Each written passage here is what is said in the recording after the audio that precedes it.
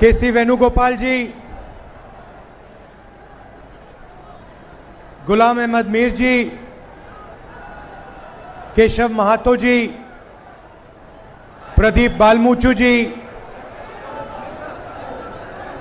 सुप्रिया भट्टाचार्य जी, आनंद दुबे जी, सुभाष यादव जी, अंबुज ठाकुर जी, विनीता मिश्रा जी, हमारे कैंडिडेट्स अजय कुमार जी और बाना गुप्ता जी, स्टेज पे इंडिया गठबंधन के सीनियर नेता,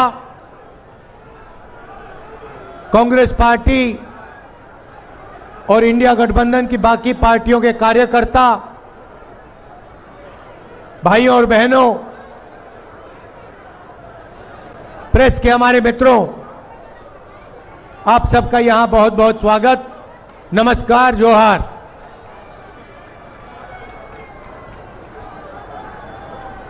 मूड कैसा है आपका? अच्छा है?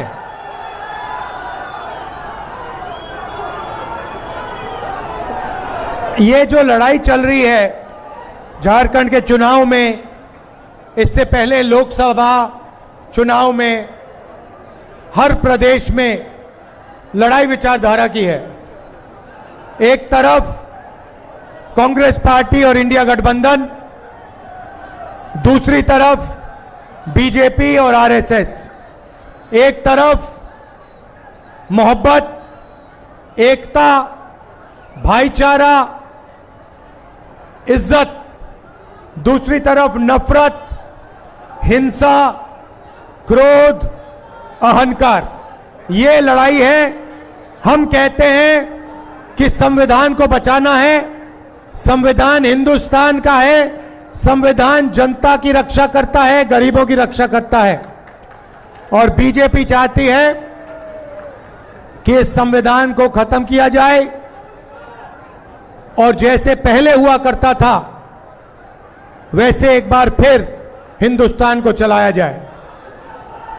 भाइयों और बहनों, कुछ साल पहले कन्याकुमारी से कश्मीर तक हमने यात्रा निकाली थी। हम चले थे और एक ही मैसेज था,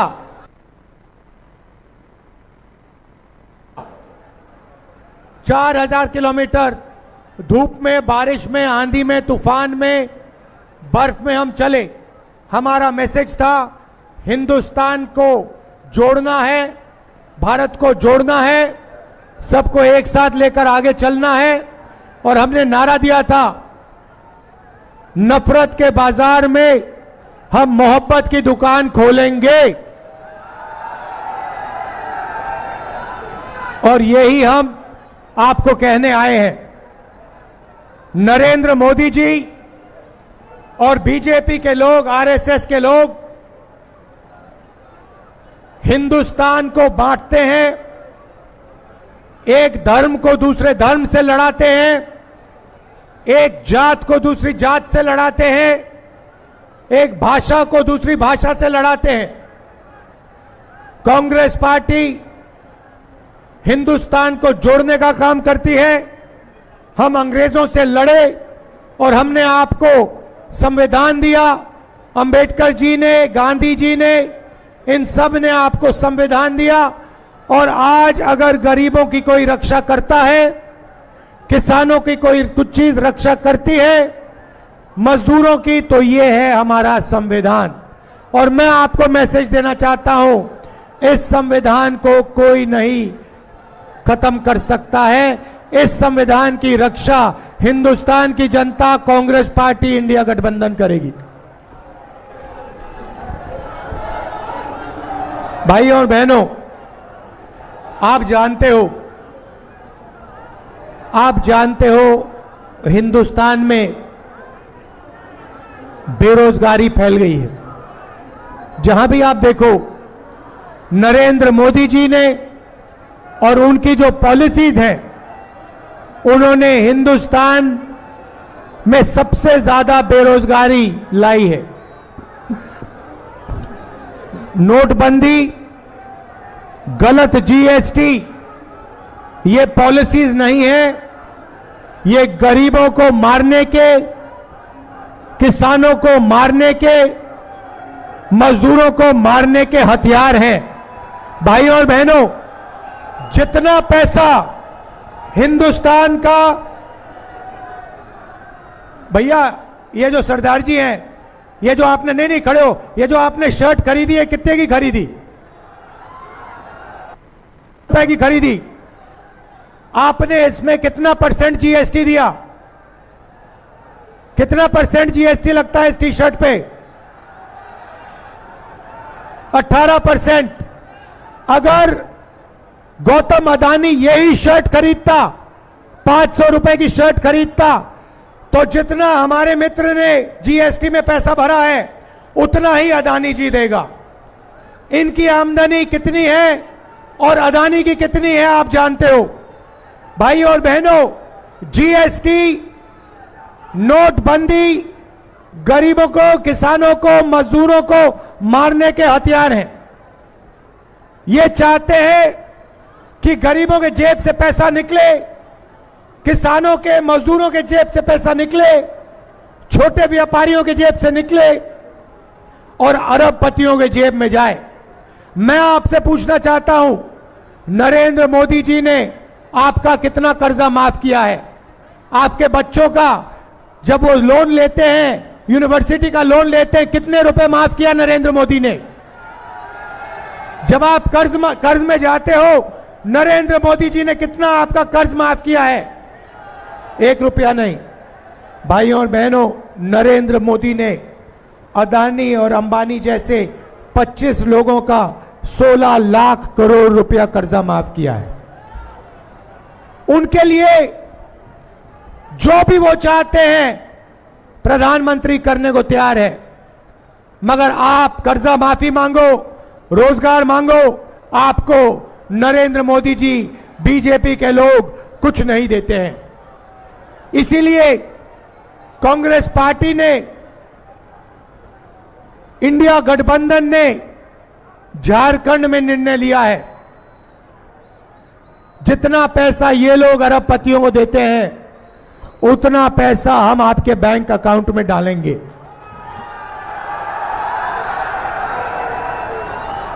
शुरुआत महंगाई की चोट हमारी महिलाओं को लगती है। पेट्रोल महंगा होता है, डीजल महंगा होता है, सब्जी अनाज महंगा होता है। सबसे ज्यादा दर्द, सबसे ज्यादा दुख हमारी महिलाओं को होता है। वो इस देश की रीढ़ की हड्डी है, वो इस देश के भविष्य को की देखभाल करती हैं। इसीलिए हमने सबसे बड़ा स्कीम झारखंड की महिलाओं के लिए बनाया है।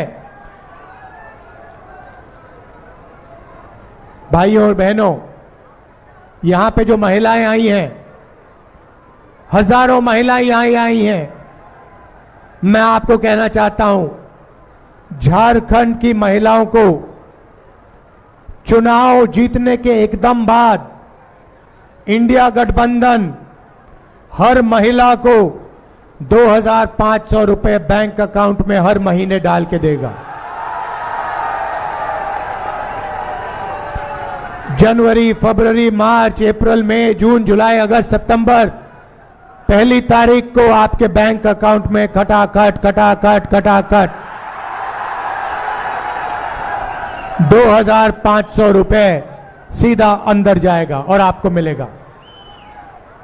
आपको राशन 7 किलो हर व्यक्ति को हर महीने राशन मिलेगा और गैस सिलेंडर 450 रुपए का होगा।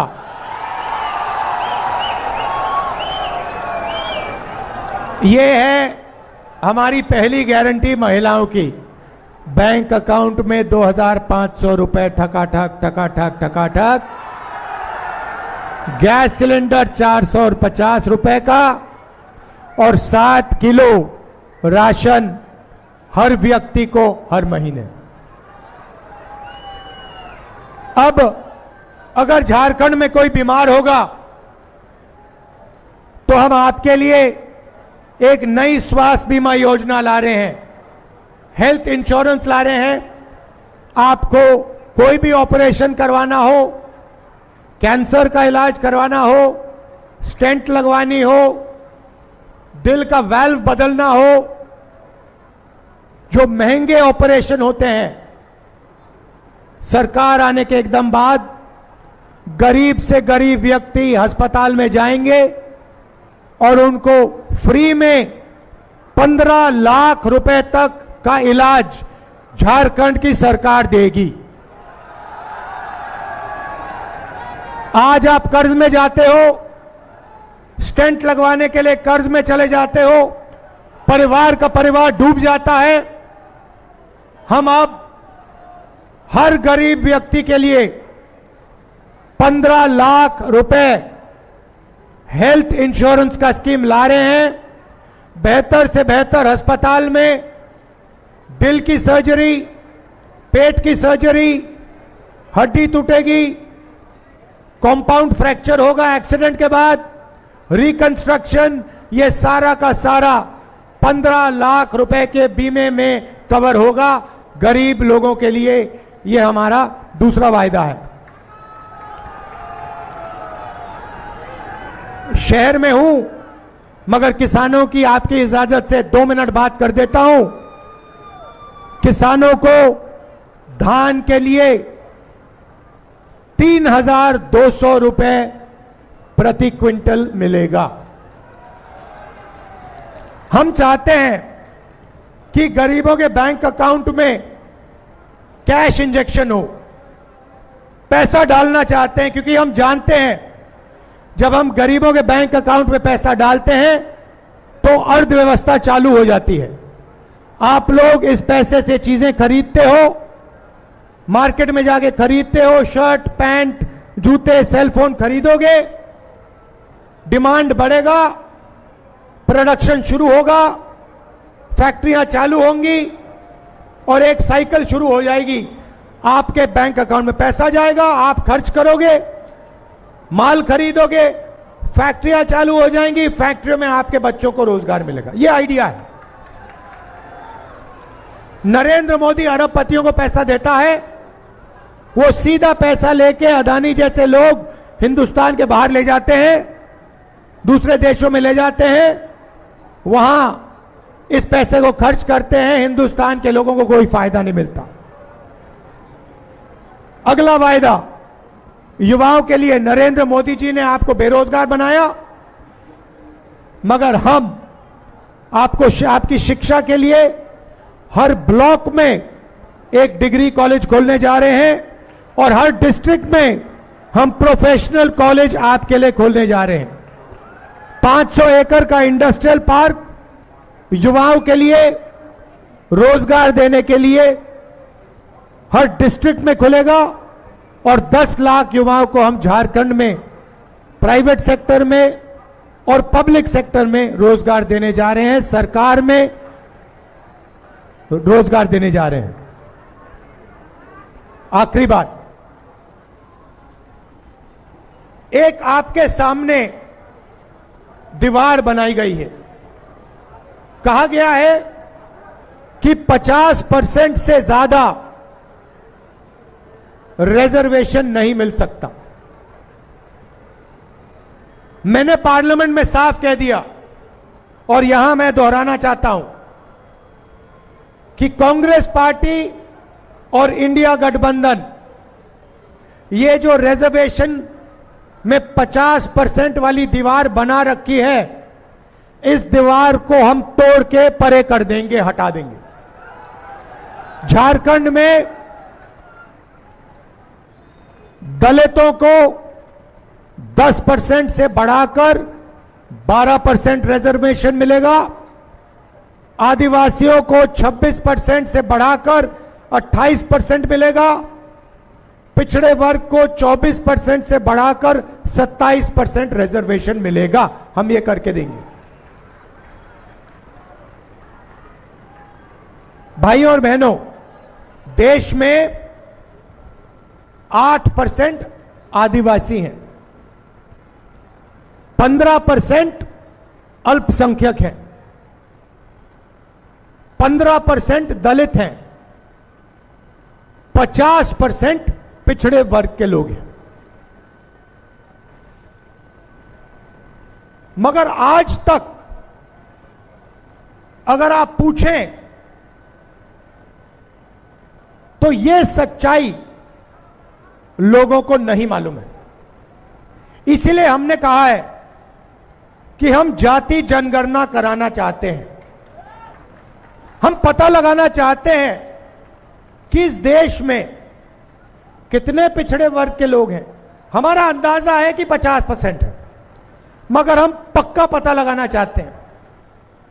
हम पता लगाना चाहते हैं अल्पसंख्यक कितने हैं, दलित कितने हैं, आदिवासी कितने हैं, और उसके बाद हम यह भी पता लगाना चाहते हैं कि इस देश की संस्थाओं में, इंस्टीट्यूशंस में, कॉर्पोरेट इंडिया में, मीडिया में अल्पसंख्यक कितने हैं, पिछड़े वर्ग के लोग कितने हैं, दलित लोग कितने हैं, आदिवासी कितने हैं और गरीब जनरल कास्ट के कितने लोग हैं। हम यह पता लगाना चाहते हैं। अब आप कहोगे भाई इससे क्या फायदा होगा? मैं आपको बताता हूं। भाई और बहनों, आप जीएसटी देते हो नहीं देते हो? आपको पता भी नहीं लगता। शर्ट खरीदते हो जीएसटी, खाना खाते हो कहीं जाके जीएसटी, दुकान में चीजें खरीदते हो जीएसटी, आपके जेब से हर सेकंड जीएसटी निकलता है। जीएसटी निकलता जाता है, निकलता जाता है, निकलता जाता है। कहां जाता है वो पैसा? वो पैसा हिंदुस्तान की सरकार के पास जाता है, और फिर हर साल हिंदुस्तान की सरकार निर्णय लेती है कि उस पैसे को कैसे खर्च किया जाएगा। सही बात? शिक्षा में कितना जाएगा, दलितों को कितना मिलेगा, स्वास्थ्य में कितना जाएगा, पिछड़ों को कितना मिलेगा, अस्पतालों में कितना जाएगा, अरबपतियों का कितना कर्जा माफ होगा। ये सारे के सारे निर्णय हिंदुस्तान की सरकार लेती है हर साल एक बार। उसको हम बजट कहते हैं। आपने देखा होगा पार्लियामेंट में सूटकेस लेके, ब्रीफकेस लेके फाइनेंस मिनिस्टर आती हैं, ड्रामा होता है पूरा। देखा आपने? देखा है ना? वो देश का धन बांट रहे हैं। और आपने इस बार देखा होगा उन्होंने मक्खन बांटने के बाद वहां पे अफसरों की फोटो लगाई। देखा ना आपने? देखा ना? उसमें भाइयों और बहनों ना कोई पिछड़ा था, ना कोई दलित था, ना कोई आदिवासी था। अब मैंने पता लगाया, मैंने कहा देखो पता लगाते हैं ये हिंदुस्तान का धन जो बढ़ता है इसको कौन बांटता है। पता लगा कि 90 अफसर इसको बांटते हैं, आईएएस अफसर हैं। मैंने उनकी लिस्ट निकाली। मैंने कहा पता लगाता हूं ये हैं कौन।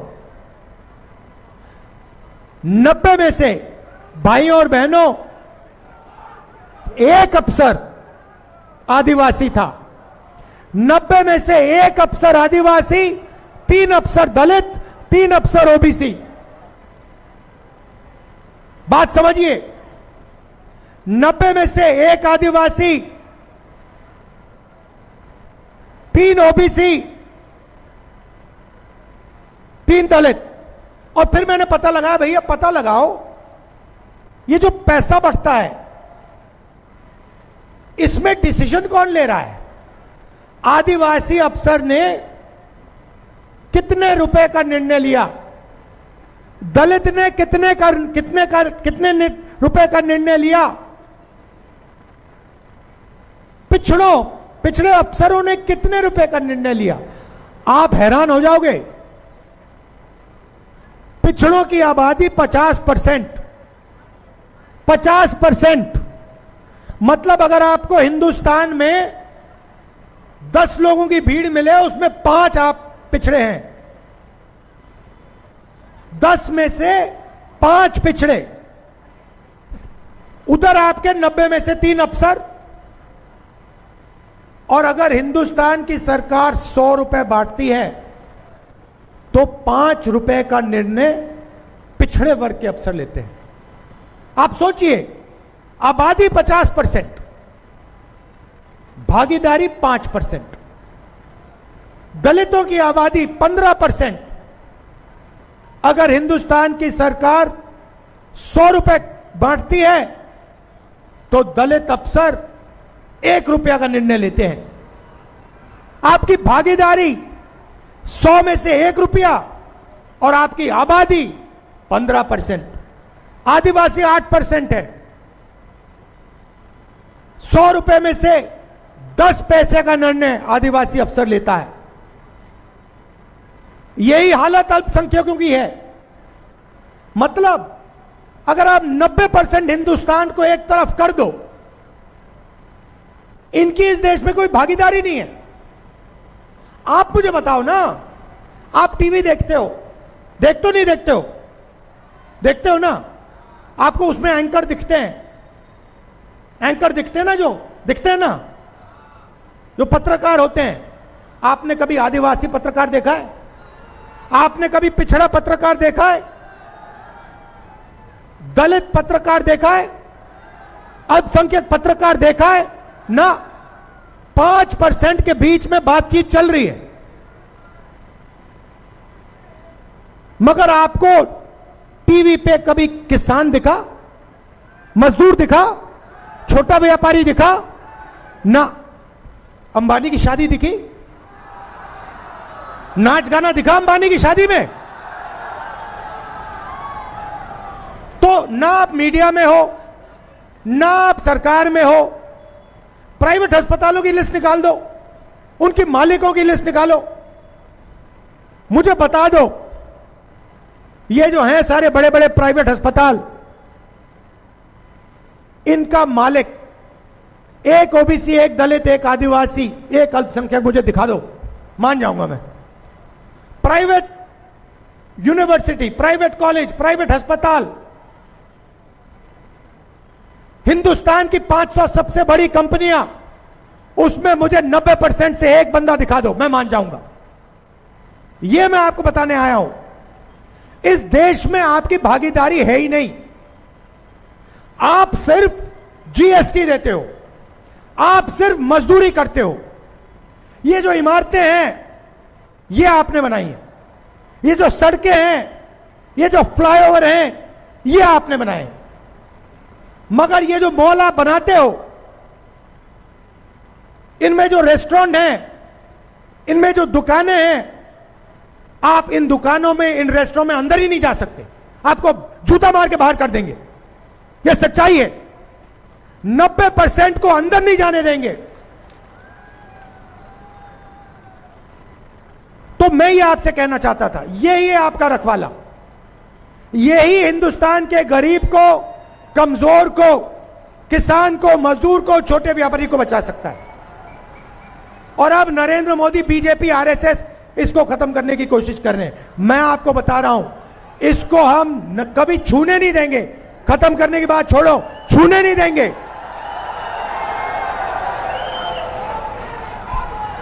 तो अब यहां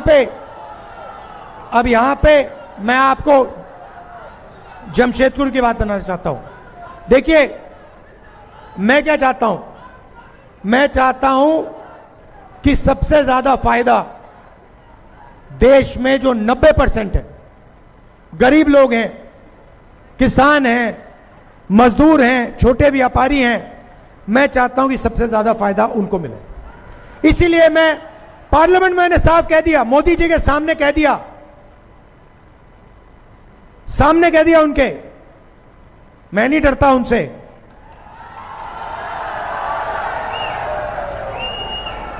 आजकल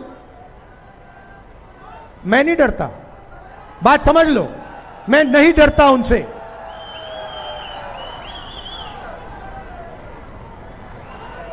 और एक और बात समझ लो, लंबी लड़ाई है, नरेंद्र मोदी को हम हराएंगे। देख लेना, लिख के ले लो, नरेंद्र मोदी को हम हराएंगे। तो मैंने उनके सामने कह दिया, नरेंद्र मोदी, आप जाति जनगणना नहीं कराना चाहते हो।